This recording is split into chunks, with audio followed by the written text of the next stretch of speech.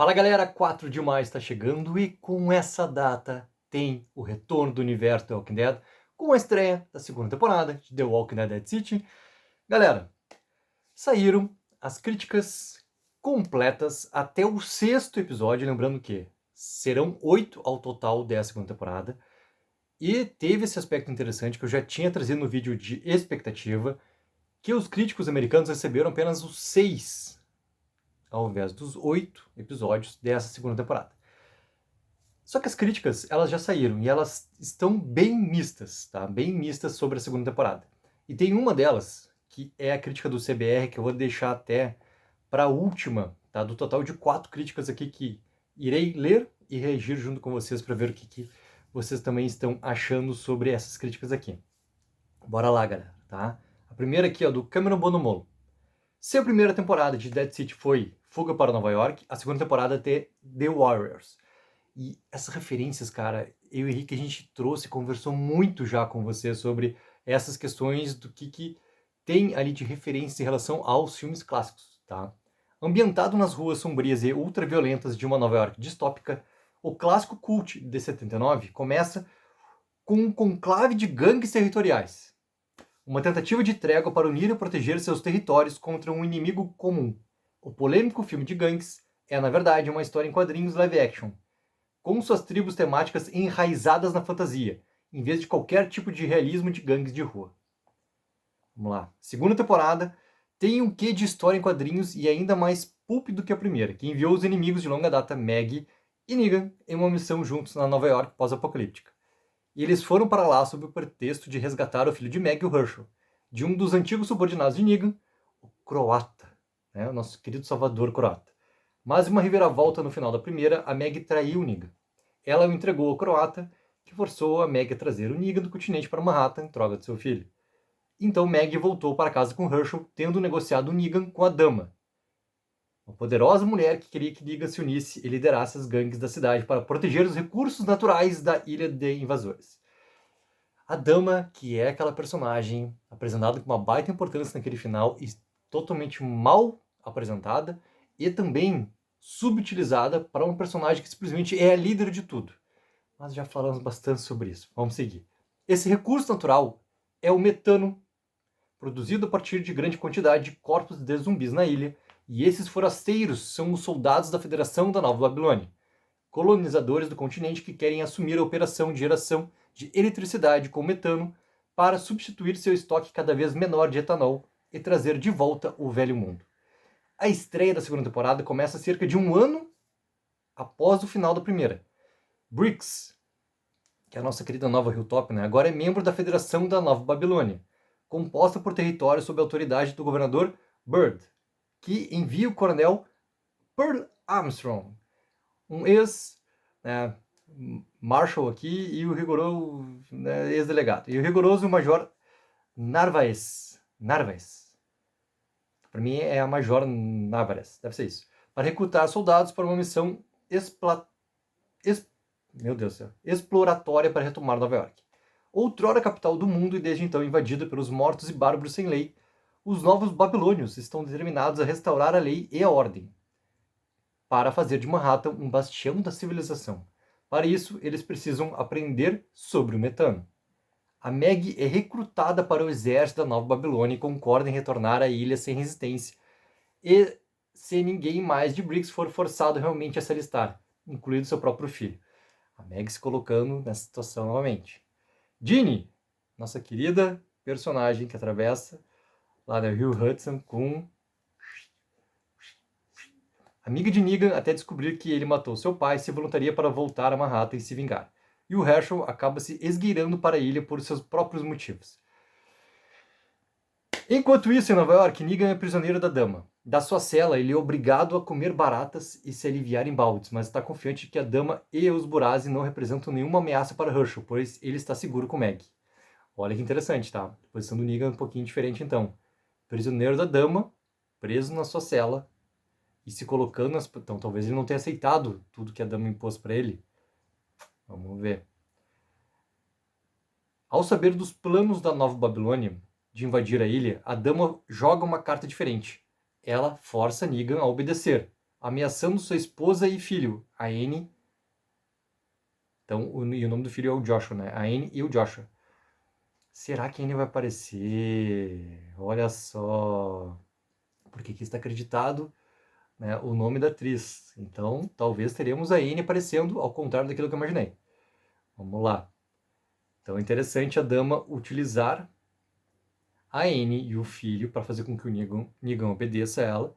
Interessante também o Negan ter permanecido esse 1 ano preso. Então, ele não concordou com o que a dama tinha oferecido para ele, para fazer em primeiro lugar. Isso é interessante. A influência dos guerreiros nunca é mais sentido do que quando a dama faz Negan reunir as gangues de Nova York para formar uma aliança contra a Federação da Nova Babilônia. Vestindo uma jaqueta de couro e empunhando uma réplica do seu taco de beisebol, nossa querida Lucille, recentemente atualizado para entregar choques elétricos, Jeff Dean Morgan desliza confortavelmente para o antigo Negan, uma persona que ele usou para aterrorizar Rick Grimes e o grupo em The Walking Dead. Ele está dando um show conforme as instruções da dama, dando a Jeff Dean Morgan a chance de abraçar alegremente o vilão Negan que teve aquela parte dele apagada por quase uma década na prisão. Mas quando ele deixa cair a fachada, o Negan é mais cansado, arrependido e alguns podem dizer mais suave. Jeff Dean Morgan vai de um para o outro, às vezes na mesma cena, sem problemas. A sua atuação humanizadora vendendo o quanto Negan, agora um pai, é um homem mudado. Aquilo que eu já tinha teorizado, cara. O Negan mal, o Old Man Negan, não vai permanecer realmente como está colocado no trailer de venda. Então aqui está óbvio. E aqui tem todos os motivos já do porquê que ele está fazendo isso.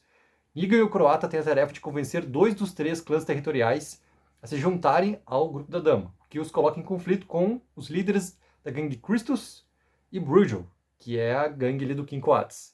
Esse último é um sujeito que mastiga cenas, tipo Doc Holliday, interpretado por Val Kilmer. Um jogador com uma maneira de se vestir extravagante, descrito como uma enguia escorregadia e eloquente, e interpretado com desenvoltura por King Coates. Infelizmente, o terceiro clã, os Foragers, são o tipo de personagens cartunescos que se sentiram em casa entre as gangues mais patetas de The Warriors. Como o próprio nome indica, o povo, liderado por Roxana, reside no Central Park, uma terra de ninguém tomada por grama alta e animais selvagens de zoológico, que são ouvidos mas não vistos. Aqui vem aquele velho detalhe sobre o orçamento do nosso universo The Walking Dead. Levando o termo selva urbana muito a sério, seu estilo de vestir só pode ser descrito como tarzanesco, fazendo os Forager se assemelharem a humanos tribais de Planeta dos Macacos e se distanciando muito da estética punk de Mad Max. Sem mencionar que grande parte da trama se passa na selva em que o parque urbano se tornou, o que significa evitar a selva de concreto escura que é Nova York pelo mesmo cenário de floresta simples que foi visto em todas as outras séries de The Walking Dead. Tá. Ainda assim, a segunda temporada faz uso de locais mais icônicos de Nova York. Cara, é o velho papo da escala que tem que acontecer. Depois que a primeira mostrou uma Estátua da Liberdade em ruínas e um Madison Square Garden cheio de zumbis, a cena se passa no Rio Hudson. A Dini já passou por lá, cara. Aqui, ó, collerzinho. E dentro do Metropolitan Museum of Art. E pontos turísticos como o Radio City Music Hall e a Catedral de São Patrício. Nova York não parece um personagem tanto quanto deveria.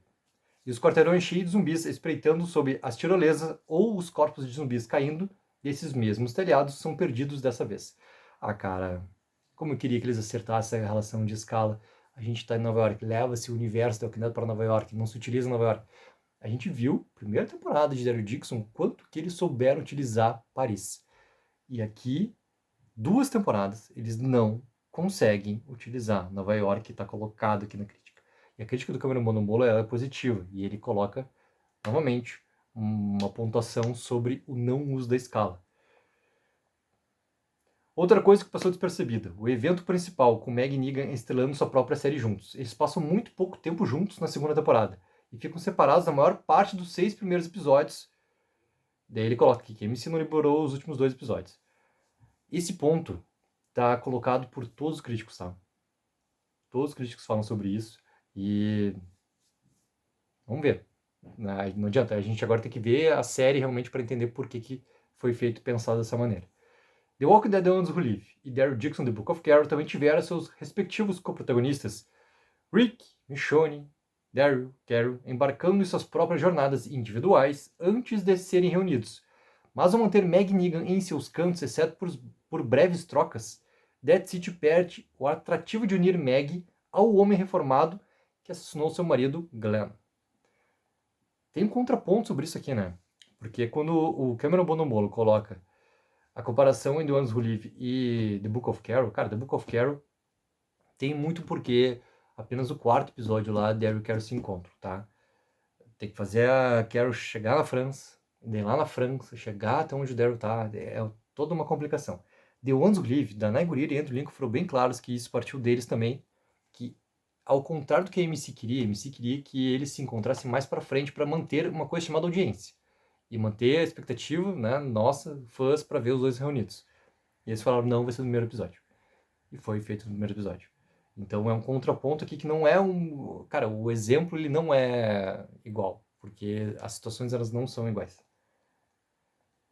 Glenn não é mencionado pelo nome, exceto por ser chamado de pai de Herschel.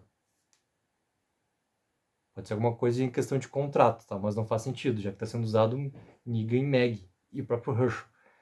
Mas ok, por que não chamam Glenn de Glenn? O que certamente deixará os fãs decepcionados ao saber que, já que na temporada passada Meg reviveu o horror da sua morte na devastadora estreia da 7ª temporada, para ser justo, Dead City passa uns 17 anos depois. Cara, não é justo.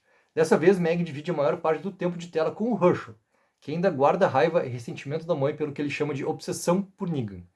Não acredito que o ódio de Meg por Negan ofusque seu amor pelo Herschel, embora seja assim que ele se sinta, algo que é repetidamente afirmado nas poucas vezes em que Meg tenta fazer com que seu filho ressentido se abra o que parece ser um abismo entre eles. Para complicar ainda mais a situação, temos uma atitude complexa de Herschel em relação à Dama e o relacionamento complexo de Meg com Negan, ou seja, seus sentimentos de culpa por entregá-lo à Dama e como compreensivelmente o apego a essa vingança afetou e envenenou seu relacionamento com o filho.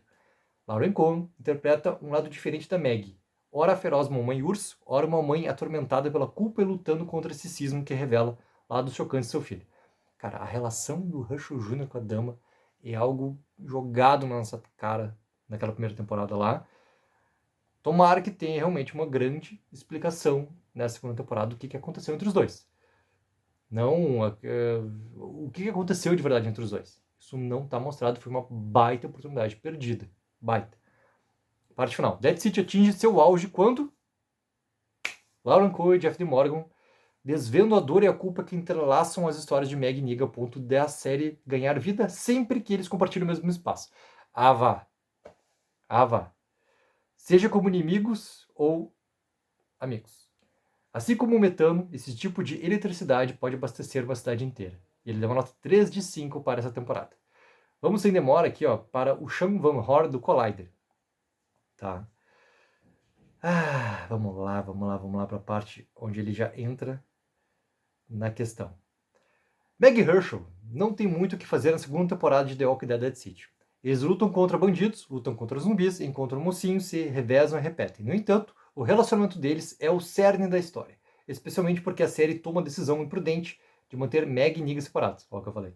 Ainda muita emoção para desvendar entre mãe e filho, e Dead City faz um bom trabalho em explorar isso. Cara, isso é algo que eu também, assim, ó, queria muito ver, porque a relação dos dois, obviamente, já estava muito complicada na primeira temporada. Né? Isso era uma coisa que já estava muito aparente. Então, assim, que bom que isso realmente foi dado tempo de nosso famoso desenvolvimento nessa segunda temporada aqui. Vamos lá. Herschel é o filho adolescente de Glenn, um homem que morreu antes de nascer. Ele nunca conheceu seu pai, mas sua vida é consumida por ele, porque a Meg não consegue deixá-lo ir. Fora de Herschel, Glenn é tudo o que ela pensa e se importa. Na mente de Herschel, Meg só vê Glenn quando olha para ele. Quem Herschel realmente é, como pessoa, passa despercebido, o que é ainda mais doloroso agora, que ele está entrando na idade adulta. Ele não se importa com Negan, e se importa ainda menos em tentar salvar tudo para retornar a um mundo que parece ter sido bem horrível para começar. Como resultado, a segunda temporada segue uma direção intrigante, onde Herschel pode não ser o herói. Sabemos que a Dama é má, mas ela manipula Herschel, fazendo ele acreditar que pode ajudar ela a criar um mundo novo e melhor. Ela está enganada, mas tudo que Herschel vê é alguém que se importa com ele e não com suas origens. Há um drama envolvente ali, mas é contado em meio a uma história muito mais morna. Sempre que a narrativa se concentra na Nova Babilônia, Dama ou no croata, em vez da Meg ou do Herschel, ela para. Ai, meu Deus, que medo disso. E quanto ao Negan? Pelo menos Death City tem ele para se apoiar, certo? Claro, Negan tá lá, mas seu personagem é neutralizado até a inutilidade, com um cara outrora descolado e carismático que os espectadores adoravam odiar sumindo. Dama quer ele de volta como uma forma de recrutar pessoas. Jeff D. Morgan traz esse cara à tona em alguns momentos, inclusive com uma nova Lucille que ele pode fazer alguns truques novos. Mas esses momentos são raros e esporádicos. Agora Negan só está fazendo o que precisa porque a Dama está ameaçando a sua família. Tá, essa parte de trazer a Annie, né, e o filho lá, o Joshua, cara, aí ok, faz parte da história, tá? Ele amoleceu, e até acho certo, tá? Acho certo. Porque é uma parte da história final da série principal. Mas é importante trazer esses pontos de volta. Ele amoleceu, protegendo Herschel de longe e implorando para que as vidas das pessoas que são gentis com ele sejam poupadas. Isso é ótimo para o seu desenvolvimento como ser humano, mas resulta em uma série de TV sem graça, especialmente quando Jeffrey Dean Morgan não tem muito mais o que fazer além de resmungar e parecer miserável. O mundo de The Walking Dead certamente vai sobreviver por pelo menos mais alguns anos, mas Dead City não parece ter uma história para contar. Como as piores temporadas da série original, a série está apenas se arrastando, buscando desesperadamente por algo mais substancial para mastigar. Ai, que medo disso, cara.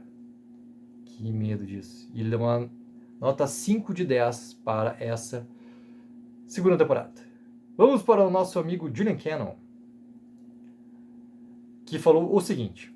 Ele colocou, tá? Começando. Dead City estreou em 2023 e posso dizer que realmente gostei da primeira temporada.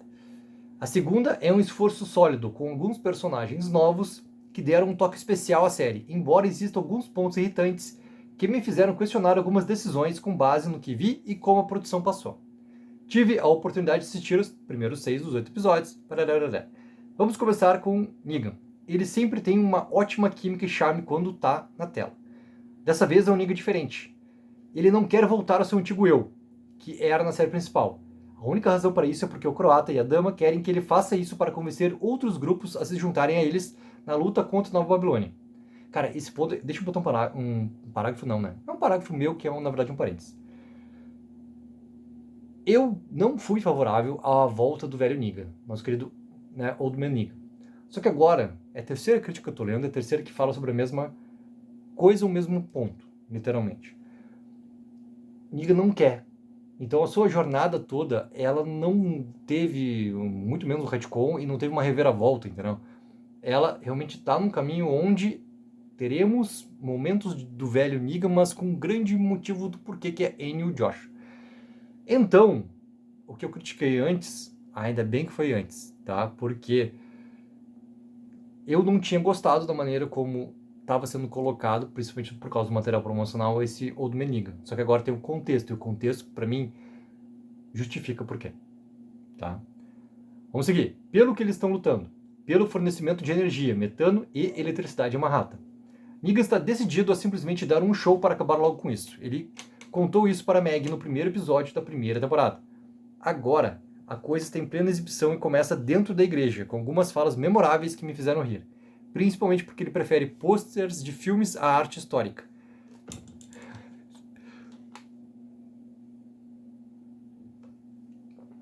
Aqui já vem a relação do museu aparecer também, né? Embora Negan tenha evoluído, não posso dizer muito sobre o mesmo com Meg. E sim, eu entendo. Negan matou Glenn há quase uma década. Sim, foi muito ruim. Mas a obsessão dela em tentar derrubar ele realmente afeta Herschel, já que até ele superou. Apesar disso, Lauren Cohen é ótima em trazer essa raiva pra fora da Meg. Então tem isso. Cara, aí esse ponto da Meg foi muito bem desenvolvido dela com o Negan na última temporada de The Walking Dead. Eu cansei de falar isso, cara. A parte A de The Walking Dead, na sua 11ª e última temporada, é basicamente sobre isso e sobre esses dois. E tem uma resolução muito bem feita no último episódio, sentadinhos no gramado da casa da Pamela Milton. Então ela trazer isso tudo de novo, cara, tá muito bem explicado naquela última cena dos dois em The Walking Dead. Ela nunca vai perdoar. Ela nunca vai esquecer. Só que ela vai ter esse entendimento com o Negan. E isso tudo, sim, é passado por cima para dar força para Maggie nesse momento aqui, para criar uma outra justificativa para personagem, tá? Cara, eu não gosto disso, tá? Eu não gosto disso. Vamos seguir. Lúcia Álvares. Não. Lúcia Narvaez. Eu vou errar muito esse nome aqui nas críticas ainda. Tô vendo. Lúcia Narvaez é uma tenente da Nova Babilônia. Quando precisa dar o exemplo a alguém, ela faz. Gostei do que vi em Narvaez, pois ela é uma personagem pragmática e executa publicamente aqueles que quebram as regras ou não seguem ordens. E além disso, todos têm que assistir. Nossa, que deve ser legal. Falando no croata. Gostei da decisão de dar a ele uma história mais aprofundada sobre o que o levou a conhecer a dama, como ele foi parar em Manhattan e por que ele se interessa por arte antiga. Ótimo para adicionar camadas a um personagem que parecia unidimensional na temporada anterior. Cara, isso aqui também, sou sempre favorável a ter desenvolvimento e mostrar os porquês dos personagens. Ainda mais que é por causa dele que acontece também a história, basicamente, de Dead City. É ele. Ah, ele foi no mando da dama acima, foi ele que foi lá em Briggs pegar o Rachojura.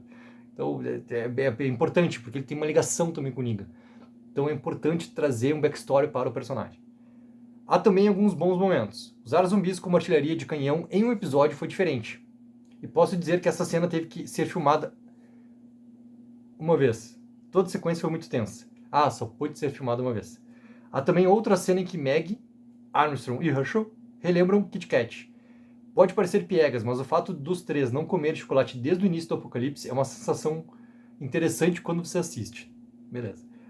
E também o fato de Herschel e Ginny estarem fascinados com informações sobre como era o mundo antes dele ir para o inferno foi interessante. Isso aqui é legal, cara. Essa parte do confrontar o mundo atual com o mundo antes do apocalipse é muito legal. Lembre-se sempre, quarta temporada, quando o Rick estava lá agonizando depois de quase ter sido morto pelo governador, o Cal leva ele para aquela casa lá, chega lá no quarto lá de um menino que basicamente deveria ter a mesma idade dele, naquela época lá, olha para o quarto todo montado, com videogame, aquela coisa toda, e olha ao redor, né? Só que essa vida é uma vida que ele não vai conhecer. É uma vida que seria interessante para ter. Ele vai lá e tira, né, do videogame lá o cabo para ir amarrar na porta lá para proteger qualquer entrada de invasão de zumbi por causa do estado que estava o Rick. Então eu gosto desses detalhes aqui, isso aqui é interessante, tá? Vamos seguir. Eu também gostaria que a AMC não tivesse mostrado aquele urso nos trailers recentes. É algo que os fãs deveriam ter esperado para ver com os próprios olhos pela primeira vez. Não direi que encontrou, mas prendeu minha atenção e eu adorei. Bom, pelas críticas aqui a gente já entendeu que tem um dos grupos lá no Central Park Zoológico, tá? Agora quero expressar minhas queixas. Kim Coates, como Virgil, tem um elenco mal escolhido. Gostei das suas atuações, né, nas outras séries aqui, parará. No entanto, nesse papel simplesmente não funciona. Ele faz o líder de um grupo ligado ao croata. É um daqueles casos em que sua escalação parece ótima no papel, mas a execução ficou aquém das minhas expectativas. Você vai ter que ver por você mesmo. O grupo dele está sediado em um museu em Midtown Manhattan. Além disso, há outro grupo que reside no Central Park. Essas pessoas são totalmente a favor da natureza, mas falam de um jeito estranho. Já que estou falando nisso, estou realmente cansado de ver bosques em todas as séries relacionadas a The Walking Dead. Não vou desculpar isso dessa vez. Só porque o Central Park é retratado com suas árvores e áreas gramadas, não significa que ele precise ser uma tela para justificar ter a maior parte de um episódio nesse ambiente. Ai, meu Deus. Esta é a cidade morta, não a floresta morta. Pô, interessante, hein? Quero ver mais da cidade devastada e menos da vegetação. Olha a escala. Cara, e eu não sei como que isso não faz mudar o jeito que eles estão fazendo as novas propriedades de The Walking Dead. Não sei porquê. Não chega a questão de escala. Questão de também a gente ter cenários que a gente já viu constantemente serem batidos no universo. Explorar é a velha questão. Se tu vai levar essa trama pra Nova York, cara, não fui eu que escolhi Nova York, foram eles. Então se eles estão levando essa trama pra Nova York, dá teu jeito de filmar Nova York. Eu, quanto produtor, eu entendo que tem questão, que tu tem orçamento pra mostrar tal prédio, tal coisa, não sei o quê. Cara, eu vou repetir, não fui eu que levei a trama pra Nova York. Tu, MC, chefiado por ti, Sr. Scott Gimple. Dá teu jeito, cara. Dá teu jeito, te vira. Te vira. Se é pra pegar e montar uma floresta lá, dizer que o Central Park virou a floresta, que é o quê? Acreditaria depois de tanto tempo depois do apocalipse, beleza. Tem uma comunidade lá em relação a amar a natureza, beleza. Acredito nisso também. Mas tu tá em Nova York, cara. Você tá colocado aqui que isso é um problema e chamou a atenção de um fã, né? O Julian Cannon é muito fã de The Walking Dead também, ele é um insider de The Walking Dead há muito tempo. Cara, é porque algo ali vai bater muito com a opinião de muitos de nós também sobre esse material. E a relação de escala, cara, pra mim é uma coisa fundamental. Você tá levando a trama a Nova York, dá teu jeito de mostrar Nova York. De um jeito que funcione dentro da trama. Vamos seguir. Queria ver mais da cidade devastada e menos da vegetação. Isso é um grande incômodo pra mim. Falando em grupos, há um terceiro e seu líder também tem filhos lá. Minha principal pergunta é, por que esses dois grupos estão vestidos como The 100 da CW? A primeira temporada de Dead City pareceu mais pé no chão, porque era despojada e urbana como Nova York. A segunda introduziu mais grupos artificiais que não são necessários. É que tá, cara. A primeira temporada eu tenho muitos problemas e o Julian Cannon gostou. Então, a mudança pra mim, eu acho que pode ser muito mais favorável do que foi pra ele. Então, se pra ele, né, muda porque ele gostou da primeira, pra mim provavelmente vai funcionar melhor, em teoria, em relação ao que foi a primeira. Apesar dos meus problemas com essas séries com ritmo um pouco lento, a segunda temporada de Dead City é sólida e traz uma boa dose de mortes zumbis. De comédia, uma narrativa bem construída e uma história para os fãs de The Walking Dead. Ele não deu nota na sua crítica. E aqui vamos para a última, tá? Desse vídeo aqui, ó. Que é do CBR.com.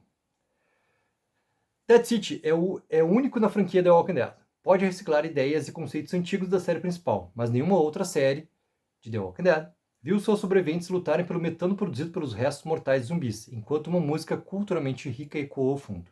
De alguma forma, Dead City é mais europeu do que Daryl Dixon, mas só porque apresenta algumas boas atuações, não significa que Dead City esteja isento de seus pecados. Essa crítica aqui, ó, é da Bonnie Kate, tá, do CBR. Dead City é o ápice da ganância. Grupos na história colonizam uns aos outros em busca de recursos, enquanto personagens sugam a sanidade e a vida de si mesmo e dos outros em busca de vingança.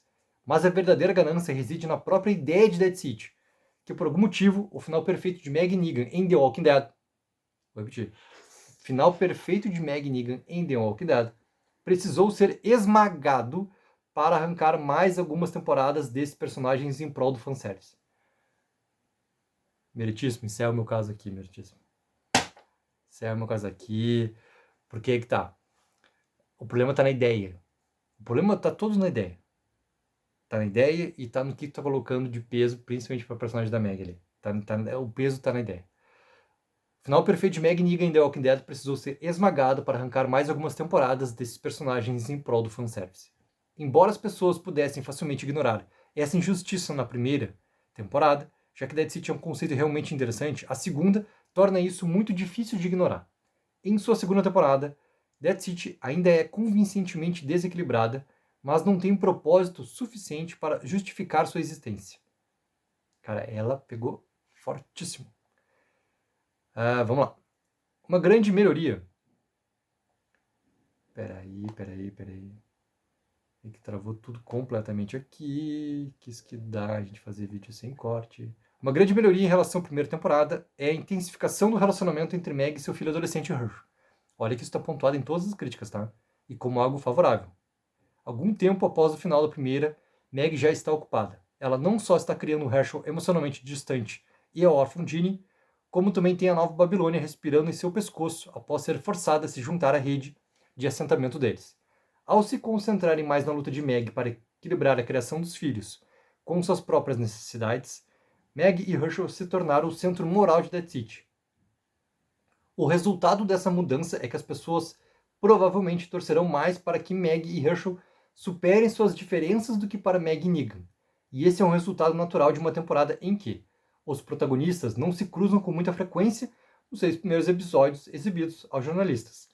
Mas isso não quer dizer que suas histórias não se afetem mutuamente.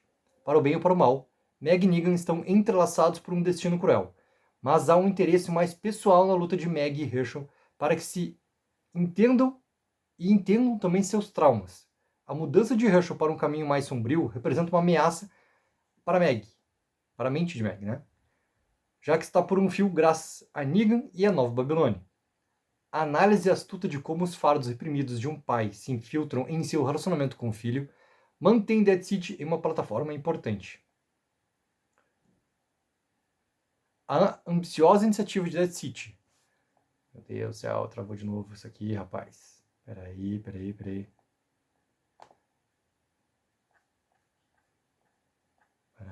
A ambiciosa iniciativa de Dead City para lidar com a dinâmica deliciosamente complexa de Meg e Herschel acaba contrariando as expectativas dos fãs, apenas para bater em uma parede em algum momento. Herschel está bravo com a sua mãe porque ele é um adolescente que antagoniza por antagonizar. Mas sejam seus verdadeiros sentimentos ou a dama cuspindo veneno no seu ouvido, Dead City quer que nós, espectadores,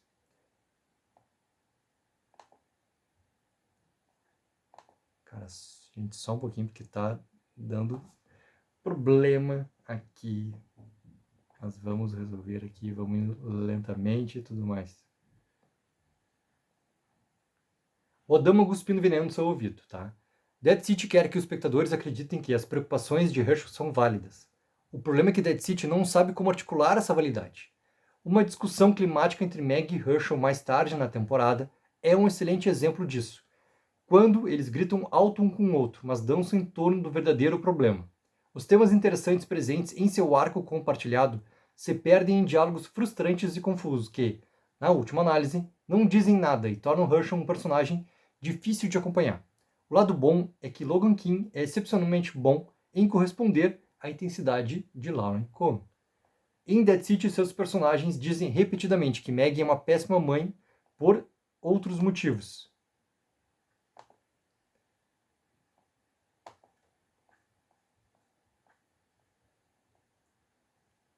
Pera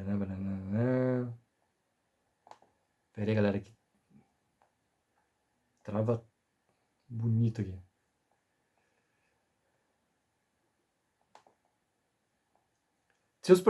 Em Dead City, seus personagens dizem repetidamente que Meg é uma péssima mãe por certos motivos, mas as suas ações demonstram o contrário. Parece que uma forma de manipulação está sendo imposta a Meg e aos espectadores para fazer acreditar que é uma vilã simplesmente por existir. Muitas vezes, isso soa como uma forma de assassinato de caráter misógino. É Dead City em guerra consigo mesmo. Cria um problema para produzir mais uma temporada, mas o problema não se encaixa no arco da Meg. De volta a Manhattan, Negan enfrenta grandes problemas.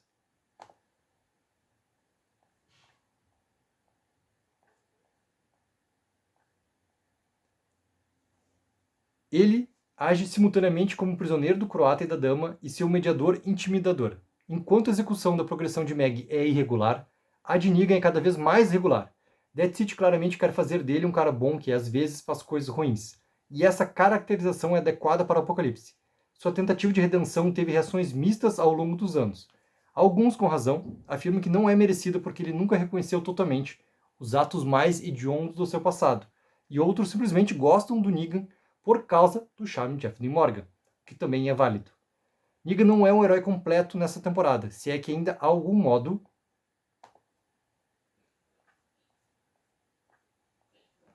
Tá travando aqui, galera. Se é que ainda há algum modo no mundo de The Walking Dead. Ele ainda tem na manga os truques de balançar o bastão e soltar palavrões que dão vida à visão de Robert Kirkman para o personagem. Ele também ainda toma decisões irritantes que lembram os espectadores o quão horrível ele é como ser humano. Mas Jeff Dean Morgan torna tudo mais convincente e a identificação com Negan como um homem que não se importa com a guerra, lá pelo metano e o controle da cidade. Há uma verdadeira sensação de que ele se importa com os pequenos do mundo. Uma das maiores conquistas da Dead City nessa temporada é finalmente colocar Negan sob uma luz simpática. Aí, cara, continua completamente a questão, né, de desenvolvimento daquela jornada do Negan. As oscilações mais políticas de Dead City são infelizmente restringidas pela presença de Meg Negan. Semelhante aos problemas de Daryl Dixon, Dead City tem ideias ambiciosas que são reduzidas para acomodar aos protagonistas, que não se encaixam naturalmente na história. As brigas pessoais de Meg e Negan atrapalham a narrativa e se repetem em um ciclo tedioso e interminável. Um mundo hipotético onde Dead City é liderada por Pearl, o croata, e a dama teria, sem dúvida, uma visão mais comovente, que poderia voar livremente. Aí que vem a questão da comparação com The Last of Us, tá? O spin-off de The Last of Us não poderia ter retornado em pior hora. Há uma competição acirrada com as segundas temporadas de The Last of Us e Endor no momento, sendo a primeira, sem dúvida, a maior rival de Dead City. Só que Dead City faz jus ao fato de ser pura diversão. Lauren Cohan faz uma estreia desafiadora na direção, incluindo uma das lutas mais eletrizantes da série. Muitas escolhas ousadas ou se inclinam para o verdadeiro horror da série original ou para a tolice dos spin-offs. Há coisas intrigantes que os espectadores devem ignorar se quiserem se divertir, como a maioria dos personagens estarem vestidos como o apocalipse zumbi, que aconteceu na década de 20 e não em 2010. No entanto, Dead City é infinitamente suprido com momentos de cair o queixo. Ó, ela bateu, mas agora ela deu um abraço em Dead City. A segunda temporada de Dead City, no entanto, ainda não responde a pergunta mais importante. Por que essa série existe?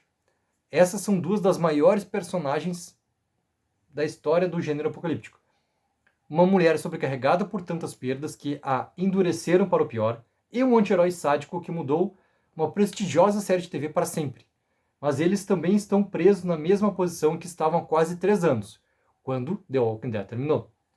Como as ideias mais ambiciosas da Dead City apenas tocam a superfície, a segunda temporada pode querer apenas satisfazer desejos imediatos, mas por mais peculiares e gratificantes que sejam as soluções de curto prazo, Dead City acaba parecendo tão vazia quanto a cidade que se passa, quando poderia estar subindo a novos patamares.